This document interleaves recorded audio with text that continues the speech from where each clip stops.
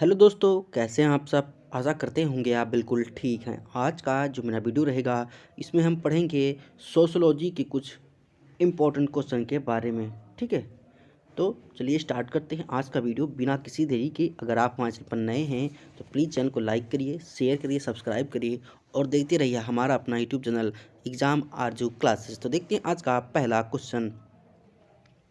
किसी वस्तु, समाज, संस्था के स्वरूप और क्रियाओं में हुआ बदलाव कहलाता है। यानी कि किसी प्रकार का कोई चेंज हो रहा है समाज में, संस्था में, किसी प्रकार का चेंज हो रहा है, चाहे वो सामाजिक परिवर्तन हो, चाहे औद्योगिक परिवर्तन हो, चाहे टेक्नोलॉजी के क्षेत्र में परिवर्तन हो।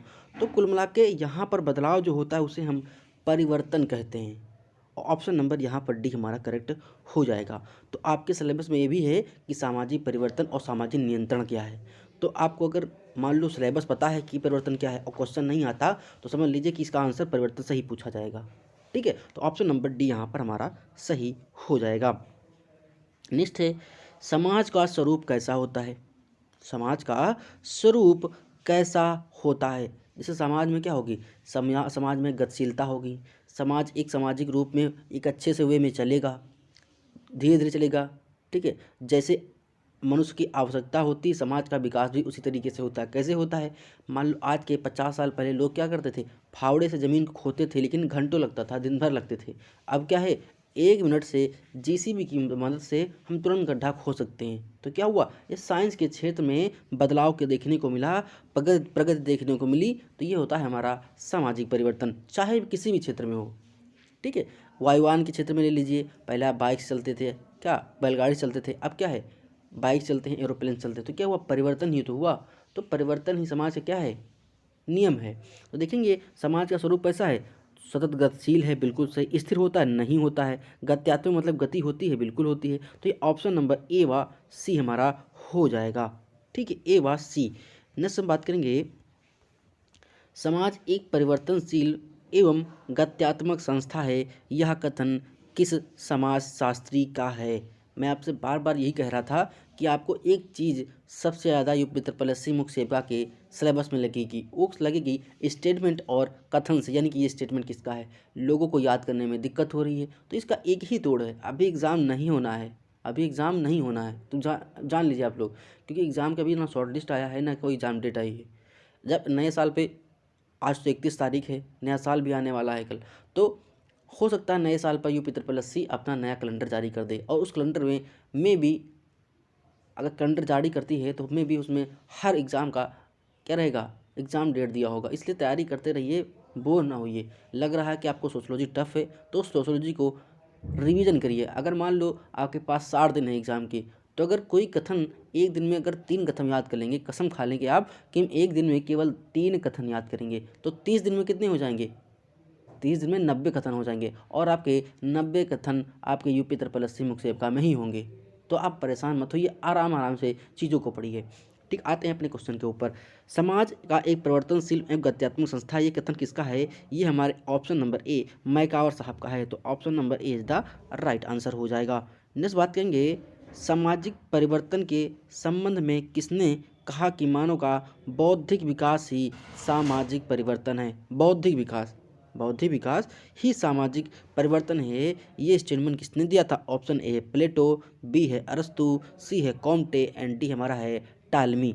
तो ये बौद्धिक विकास ही सामाजिक परिवर्तन, ये हमारा कॉम्टे साहब का स्टेटमेंट था। तो option number is the right answer.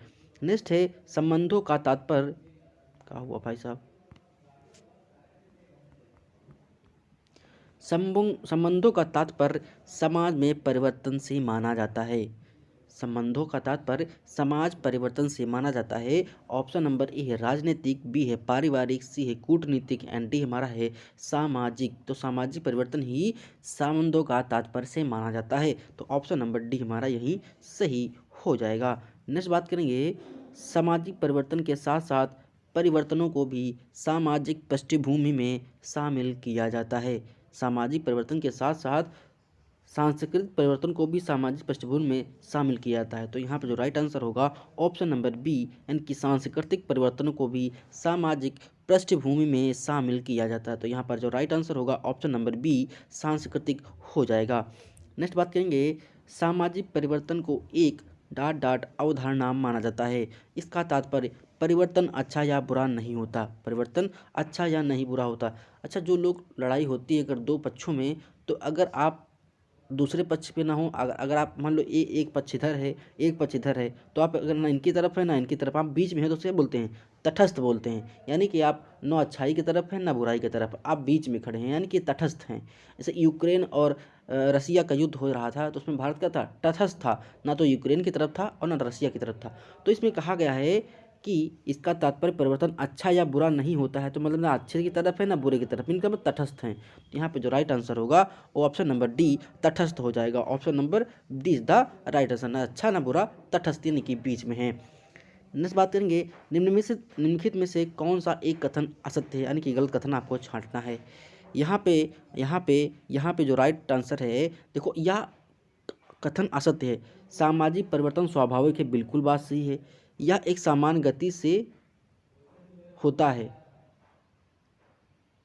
यह सार्वभौमिक घटना है, बिल्कुल सही है। यह जटिल प्रक्रिया, ये भी सही है। समान गति से होता है, ये आपको असत्य छाड़ना। तो पूछो क्यों। अब कुछ लोग को लग रहा होगा सर समान गति हो तो इसका मतलब सही है। भाई सही नहीं है। कभी कभी देखो समान गति नहीं होती, एक कर्व होता है सोशल परिवर्तन का ये। तो कभी कर्व ऊपर जाता है, कभी नीचे जाता है, कभी ऊपर जाता है, कभी नीचे। ये समान गति से नहीं चलता। क्यों नहीं चलता है?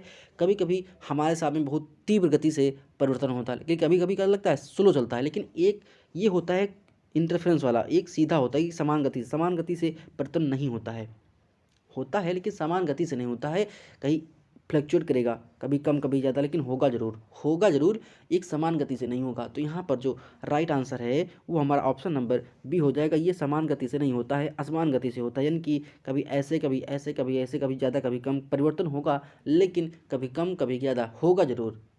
इसलिए समान गति से ना होकर ये असमान गति से होता है। तो ऑप्शन नंबर बी हमारा सही हो जाएगा। नेक्स्ट है, सामाजिक परिवर्तन को किस प्रकार का परिवर्तन माना गया है? सामाजिक परिवर्तन हो इसका किस प्रकार का परिवर्तन माना गया है? ए है परिमाणात्मक परिवर्तन, बी है सकारात्मक परिवर्तन, सी है गुणात्मक एंड डी हमारा है परलौकिक परिवर्तन। तो ये होगा हमारा ऑप्शन नंबर सी, गुणात्मक परिवर्तन हो जाएगा। Option number C is the right answer.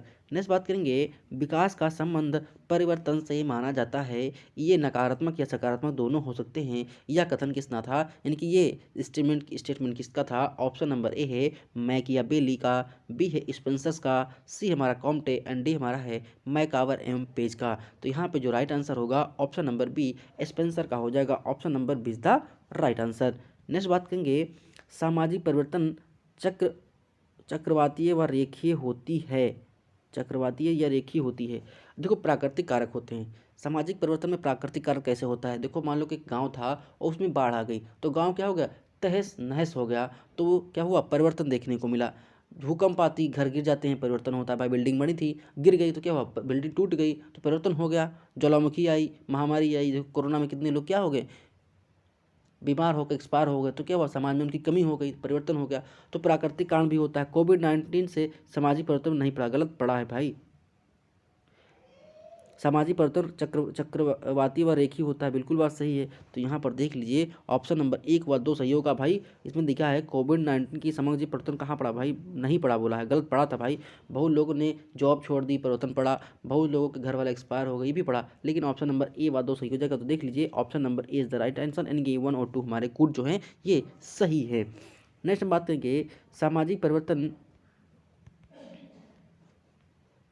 सामाजिक परिवर्तन के लिए उत्तरदायी कारकों में से किसे शामिल किया जाता है?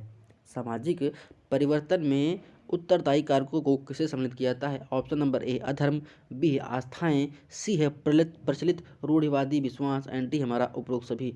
तो यहाँ पर जो राइट आंसर होगा ऑप्शन नंबर डी यानी उपरोक्त सभी हो जाएगा। कुछ रूढ़िवादी ऐसी होती है, आपने देखा होगा कि नई नई जो बहू आती है वो क्या होता है, जेठ के सामने नहीं जाती है, मतलब सामने नहीं जाती। तो क्या रूढ़िवादी तो है, परिवर्तन है समाज में, समाज की बातें होती हैं, ये हमारे सभी हो जाएंगे। तो option number D is the right answer. Next है, सामाजिक परिवर्तन में आर्थिक कारक कैसे उत्तरदायी होते हैं? जो आर्थिक कारक होते हैं वो कैसे उत्तरदायी? ऑप्शन नंबर है औद्योगिक निर्माण से रोजगार में बढ़ोतरी। सामाजिक परिवर्तन में आर्थिक कारक, हाँ बिल्कुल पैसे की बात की गई है, औद्योगिक बिल्कुल बात सही हो जाएगी। नेक्स्ट है आर्थिक उन्नत से रहन सहन में परिवर्तन होता है। बिल्कुल बात सही है।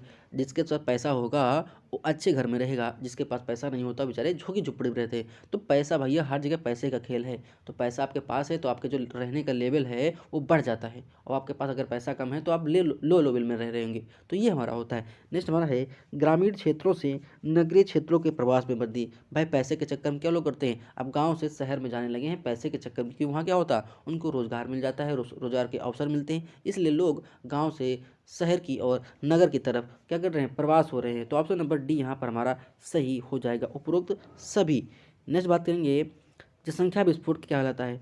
जनसंख्या विस्फोट होता है कि एक भौगोलिक क्षेत्र में, ये बहुत अच्छे से पढ़ाया है मैंने, कि एक भौगोलिक क्षेत्र में जब जन्म दर बहुत ज़्यादा होती है और मृत्यु दर बहुत कम होती है तो उसे हम जनसंख्या विस्फोट की वृद्धि जनसंख्या विस्फोट की संज्ञा देते हैं। कैसे, मान लो एक क्षेत्र था, ठीक है, वहाँ पर 100 बच्चों ने जन्म लिया, लेकिन वहाँ पर जो आदमी मरे, एक्सपायर हुए, वो मात्र 5 मरे। तो क्या हुआ, जनसंख्या जो जन्म दर थी वो ज़्यादा थी और मृत्यु दर वो कम थी, इसीलिए वहाँ पर जनसंख्या विस्फोट हो जाता है। और मैं बता दूँ, भारत देश में एक ऐसा राज्य है जहाँ पर जनसंख्या बढ़ने के बजाय घट गई थी, वो हमारा था नागालैंड।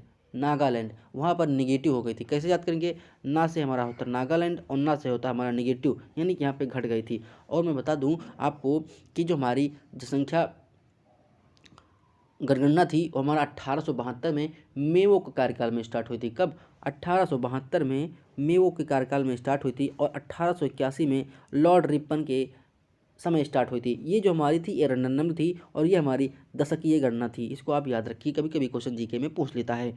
ठीक है, तो यहाँ पर जो राइट आंसर होगा ऑप्शन नंबर, यहाँ पर देख लीजिए, उच्च जन्म दर और निम्न मृत्यु दर हो जाएगी। Option number 20 the right answer.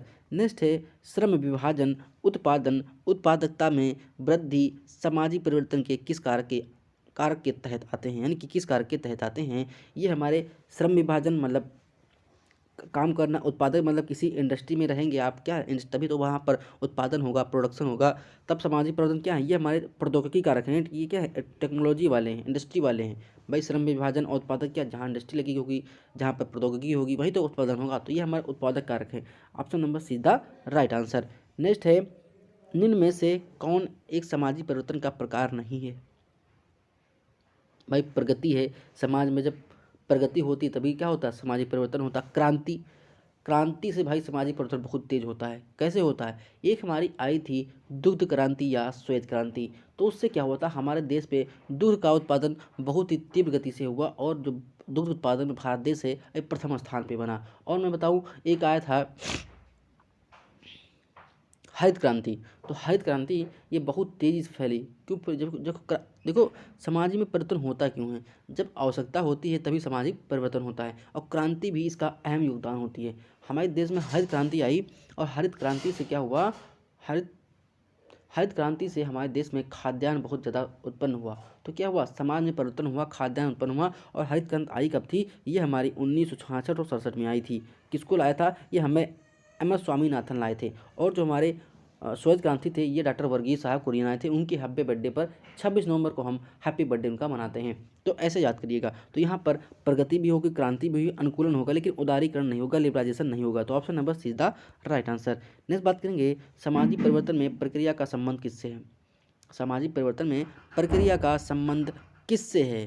तो इसमें देखो सामाजिक परिवर्तन में क्या होगा, निरंतर गतिशील होगी, बिल्कुल सही है। निश्चित क्रम में परिवर्तन होगा, ये भी सही है। आधुनिकीकरण का प्रतीक होगी, ये भी सही है। तो ऑप्शन नंबर डी हमारा करेक्ट हो जाएगा। नेक्स्ट बात करेंगे सरलता से जटिलता की ओर जाना कहलाता है। सरलता से जटिलता की ओर जाना कहलाता है, उसे हम क्या बोलते हैं, उसे हम उद विकास बोलते हैं। क्या बोलते हैं, उद विकास बोलते हैं। तो option number 20 the right answer हो जाएगा। नेक्स्ट बात करेंगे उद विकास में किसी वस्तु के किस भाग में गुणात्मक परिवर्तन होता है। गुणात्मक परिवर्तन होता है, तो उद विकास में किसी वस्तु के किस भाग में, तो आंतरिक भाग में, किसमें, आंतरिक भाग में देखने को मिलता है। तो option number see the right answer हो जाएगा। नेक्स्ट बात करेंगे उद विकास परिवर्तन की एक दशा है जिसमें बदलते हुए पदार्थ की अनेक दशाएं प्रकट होती हैं। यह कथन किसका था, या स्टेटमेंट किसका था। तो ये हमारे स्टेटमेंट दे थे। Option number A MacIver, B है Spencer, C Hobhouse and D हमारा हर्बर्ट। तो यहाँ पर जो राइट आंसर है ऑप्शन नंबर ए मैकावर साहब ने दिया था। Option number A is the right answer. Next है प्रगति डॉट डॉट परिवर्तन है, जो आपकी प्रगति है ये कैसा है भाई, सब जानते हैं अनैच्छिक नहीं होगा। सब जानते हैं हमारी जो प्रगति होगी जब हम चाहेंगे तभी तो हमारी क्या होगी, प्रगति होगी। तो यहाँ पर ऑप्शन नंबर सी इच्छा से हो जाएगा भाई, इच्छा से प्रगति होती है, तो option number C is the right answer. Next है विकास के मापदंड के अंतर्गत हाब हाउस ने किसे शामिल नहीं किया था। तो इन्होंने उत्पादकता को शामिल नहीं किया था, यानी कि प्रोडक्टिविटी को शामिल नहीं किया था। तो ऑप्शन नंबर डी यहाँ पर हो जाएगा। स्वतंत्रता, कार्यक्षमता, मात्रा में वृद्धि, ये इनके 3 शामिल तत्व थे, कारक थे, लेकिन इन्होंने उत्पादकता यानी कि प्रोडक्टिविटी को शामिल नहीं किया था। नेक्स्ट बात करेंगे समाज स्तर पर अनुकूलन का तात्पर्य होता है। जो हमारा समाज स्तर पर अनुकूलन का तात्पर्य क्या होता है, समायोजन, सात्वीकरण, अभियोजन, ये हमारे तीनों होंगे। तो यहाँ पर ऑप्शन नंबर डी हो जाएगा सही, option number D is the right answer. Next है क्रांति का तात्पर्य क्या है। क्रांति का देखो, क्रांति मतलब है बहुत तेजी। क्रांति का क्या मतलब, क्रांति माने क्या होता है, क्रांति माने होता है बिजली। क्रांति माने होता है बिजली, तो बिजली मतलब होता है बहुत तेज़ी से तड़कती है। तो समझ लीजिए क्रांति मतलब होता है कि समाज में बहुत ही तीव्र बदलाव होता है। जैसे 1857 की जो क्रांति थी वो आग की तरह फैल गई थी, आग की तरह फैल गई थी। तो ऑप्शन नंबर जो क्रांति का मतलब होता है बहुत तेज़ी से फैलना, भाई क्रांति ला दिए तुम, तो क्रांति ला दिए, कहते ना तुम तो क्रांति ला दिए। तो option number B is the right answer हो जाएगा। नेक्स्ट है किसी भी वस्तु में परिमाणात्मक परिवर्तन कहलाता है, परिमाणात्मक परिवर्तन कहलाता है, उसे क्या हम बोलते हैं, उसे हम क्या बोलते हैं भाई, परिमाणात्मक परिवर्तन को हम वृद्धि बोलते हैं। तो option number C is the right answer. Next बात करेंगे सामाजिक नियंत्रण शब्द का प्रयोग सर्वप्रथम किसने किया था। ये इंपॉर्टेंट बहुत पूछा जाता है, ये बहुत पूछा जाता है। तो यहाँ पर जो राइट आंसर होगा ऑप्शन नंबर ए राव साहब हो जाएगा। और कमेंट बॉक्स में तुम आप लोग बताइएगा कि ए राव की जो बुक थी उसका नाम क्या था। ए राव साहब की एक बुक थी, उसका नाम था क्या था, आप कमेंट बॉक्स में ज़रूर बताइएगा, ठीक है। नेक्स्ट बात करेंगे सामाजिक नियंत्रण में भूमिका निभाते हैं भाई साहब, सामाजिक नियंत्रण में भूमिका निभाते हैं भाई जनमत नैतिकता, हमारे जो नैतिक होते हैं हमारे वो निभाते हैं, रीति रिवाज भी निभाते हैं। क्या निभाते हैं, रीति रिवाज की भाई साहब। नियंत्रण से मतलब क्या होता है, सामाजिक नियंत्रण के 2 कारक होते हैं, बहुत इंपॉर्टेंट पूछा था। एक होता है अनौपचारिक नियंत्रण, एक होता है औपचारिक नियंत्रण। औपचारिक नियंत्रण वे होते हैं जो सरकार हमसे क्या करवा लेगी, जैसे राज्य हो गया, पुलिस हो गया, कानून हो गया, ये हमारे होते हैं औपचारिक, यानी कि ये हमके सरकार लागू करवा सकती है। अनौपचारिक क्या होते हैं, आस्थाएं हो गई, मान्यताएं होंगी, रूढ़िवादियाँ हो गई, रीति रिवाज हो गए, ये हमारे अनौपचारिक साधन होते हैं। हम चाहें या करें या ना करें, लेकिन जो राज्य होता है, कानून होता है, ये हमको करवा लेगा, वो हमारे औपचारिक साधन होते हैं, एक होते हैं अनौपचारिक साधन। तो यहाँ पर पूछा गया है सामाजिक नियंत्रण में भूमिका निभाते हैं भाई, नैतिकता भी होता है, रीति रिवाज भी होता है, आस्था विश्वास भी होता है। तो ऑप्शन नंबर डी हमारा सही हो जाएगा। नेक्स्ट बात करेंगे सोशल कंट्रोल किसकी रचना थी, सोशल कंट्रोल किसकी रचना थी। तो ये हमारी रचना थी, ये हमारी रचना किसकी थी,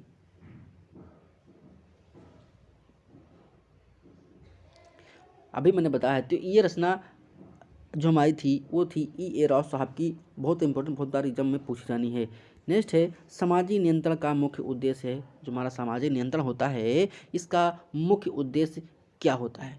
इसका जो मुख्य उद्देश्य होता है ऑप्शन नंबर ए है नैतिक उद्देश्यों को प्राप्त करना, बी है जीवन पर्यंत सेवा करना, सी है सामाजिक उद्देश्यों को प्राप्त करना, एंड डी हमारा है सामाजिक हिंसा को निपटाना। तो सामाजिक नियंत्रण का मतलब होता है कि जो हम ऐसा काम करें, ऐसे हम नियंत्रित करें जो समाज का मोटो है, एम है, पर्पज है, उसको हम प्राप्त कर सकें। तो यहाँ पर ऑप्शन नंबर सी सामाजिक उद्देश्यों को प्राप्त करना सामाजिक नियंत्रण का मुख्य उद्देश्य होता है। नेक्स्ट बात करेंगे गिलिन तथा गिलिन के सामाजिक नियंत्रण के किन साधनों की व्यवस्था की है। तो किन साधनों की है, तो उन्होंने एक सीक्वेंस दिया था कि पहले सुझाव होगा प्रतिरोध, उत्पीड़न और बल का प्रयोग। Option number A is the right answer, C is the right answer. Next है समाज नियंत्रण का मुख्य उद्देश्य होता है, समाज नियंत्रण का मुख्य उद्देश्य होता है कि समाज में समानता लाना।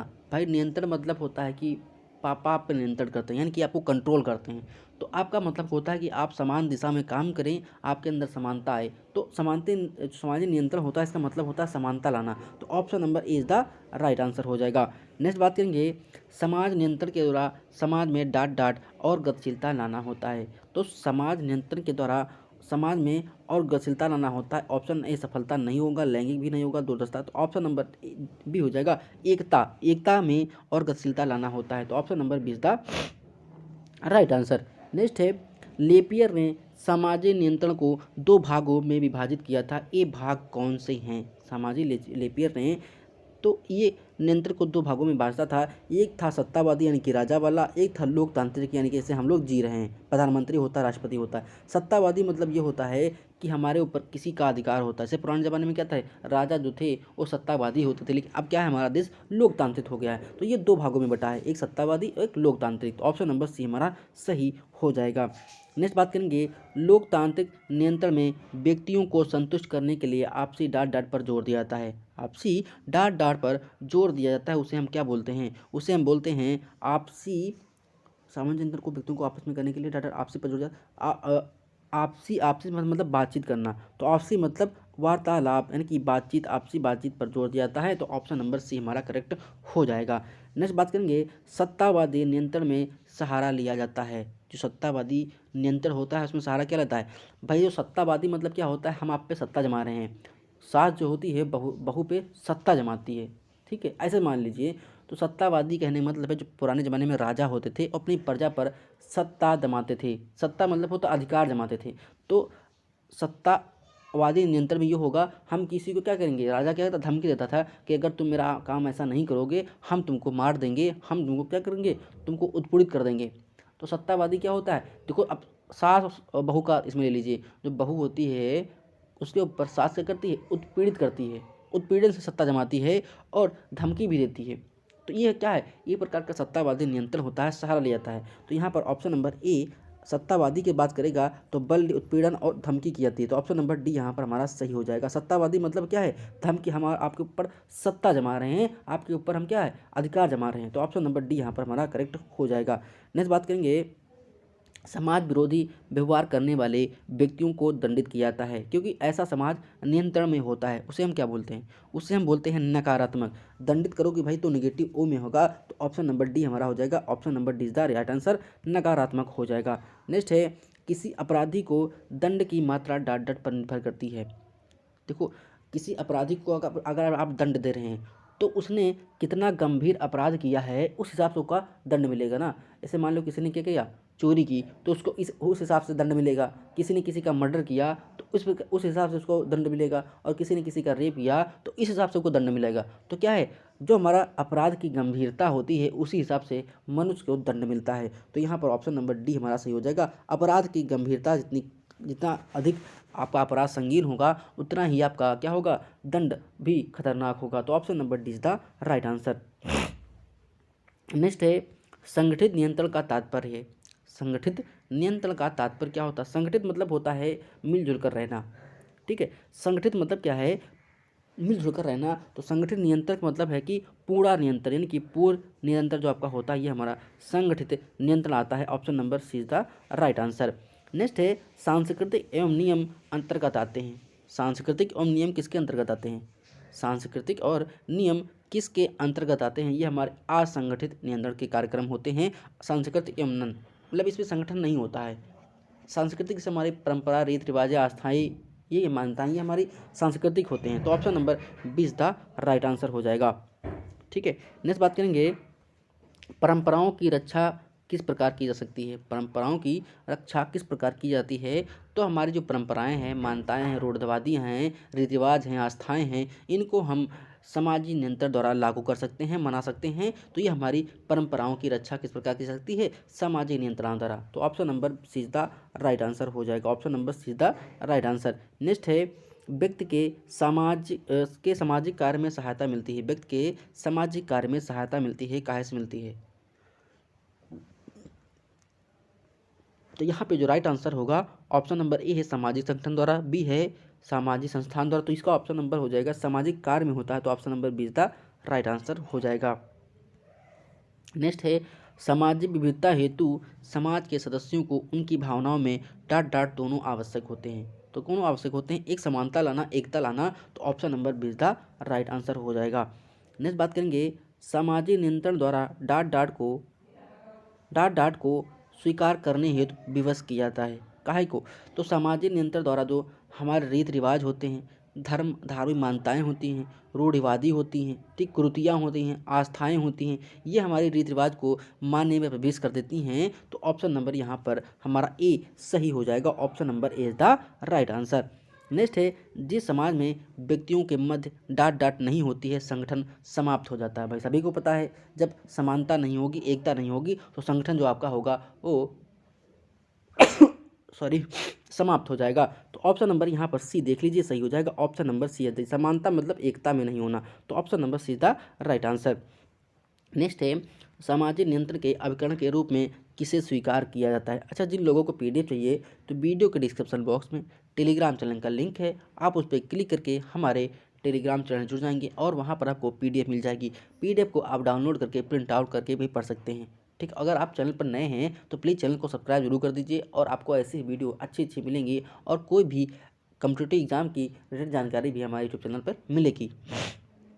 सामाजिक नियंत्रण के उपकरण के रूप में किसे स्वीकार किया जाता है, किसे स्वीकार किया जाता है। तो हमारे सामाजिक नियंत्रण के अभिकरण जो होते हैं, कानून, मित्र, कानून, नैतिकता। तो option number C is the right answer हो जाएगा।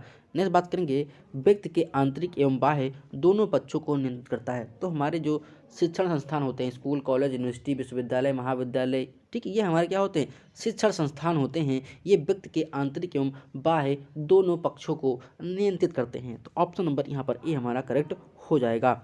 नेक्स्ट बात करेंगे, मनोविज्ञान के अनुसार सामाजिक नियंत्रण के लिए उचित नेतृत्व का एवं प्रशासनिक साधन है, उसे हम क्या बोलते हैं, उसे हम बोलते हैं नेता या नेतृत्व। क्या बोलते हैं, नेता या नेतृत्व। तो ऑप्शन नंबर ए हमारा करेक्ट हो जाएगा। नेक्स्ट बात करेंगे, शिक्षित समाज में प्रथाओं का अभाव डाट डाट होता है। शिक्षित समाज में जो प्रथाएं होती हैं, देखो आप देखिए, आप गांव में जो होता है वहाँ पर रीति रिवाज, मान्यताएँ, आस्थाएँ, रूढ़िवादी ज़्यादा होती हैं। लेकिन आप शहर में चले जाइए तो वहाँ पर जो पढ़ाई का लेवल होता है, शिक्षा का लेवल होता है, गांव से थोड़ा उच्च होता है। इसलिए वहाँ पर जो लोग धार्मिक मान्यताएँ कम मानते हैं, रीति रिवाज को कम मानते हैं। भाई देखा होगा, तो गाँव में तो कहा गया है शिक्षित समाज में प्रथाओं का प्रभाव कम होता है, साहब कम होता है। क्योंकि शिक्षित समाज में क्यों प्रथाएं होती भाई, जैसे शिक्षित लोग शहर में होते हैं, वो धार्मिक कम मानते हैं। आजकल क्या है, नई नई बहू भी जीन्स पे टहलती है, तो क्या है, वो धार्मिक जो प्रथा है उसको कम मान रही है। लेकिन गांव में ऐसा नहीं है, गांव में ऐसा नहीं है। तो ये क्या होता है, शिक्षित समाज में देखने को मिलता है। तो यहाँ पर ऑप्शन नंबर ए हमारा कम हो जाएगा। नेक्स्ट बात करेंगे, नैतिकता के सिद्धांतों पर पालन इसलिए नहीं किया जाता है कि वे ए डाट डाट पर आधारित होते हैं। किस पे आधारित होते हैं, वे उनके परंपरागत नियम होते हैं, रूल होते हैं, कानून होते हैं, तो उसी पे आधारित होते हैं। तो ऑप्शन नंबर ए यहाँ हमारा सही हो जाएगा। नेक्स्ट बात करेंगे, मौलिक अधिकारों की रक्षा करना कर्तव्य है। मौलिक अधिकारों की रक्षा करना किसका कर्तव्य होता है। ऑप्शन ए है राजनीतिक संगठन का, बी है पंचायती संस्थान का, सी हमारा सामाजिक नियंत्रण का, एंड डी हमारा है गैर सरकारी संगठनों का। तो यहाँ पे जो राइट आंसर होगा ऑप्शन नंबर सी सामाजिक नियंत्रण का हो जाएगा। Option number C is the right answer. आशा करते हैं आपको वीडियो पसंद आया होगा, तो प्लीज़ वीडियो को लाइक करिए, शेयर करिए, सब्सक्राइब करिए। अगर हमारे चैनल पर नए हैं तो प्लीज़ चैनल को सब्सक्राइब जरूर कर दीजिए। देखते रहिए हमारा अपना यूट्यूब चैनल एग्जाम आजू क्लासेस। मिलते हैं नेक्स्ट वीडियो में। धन्यवाद, शुक्रिया, आपका दिन शुभ हो, मंगलमय हो।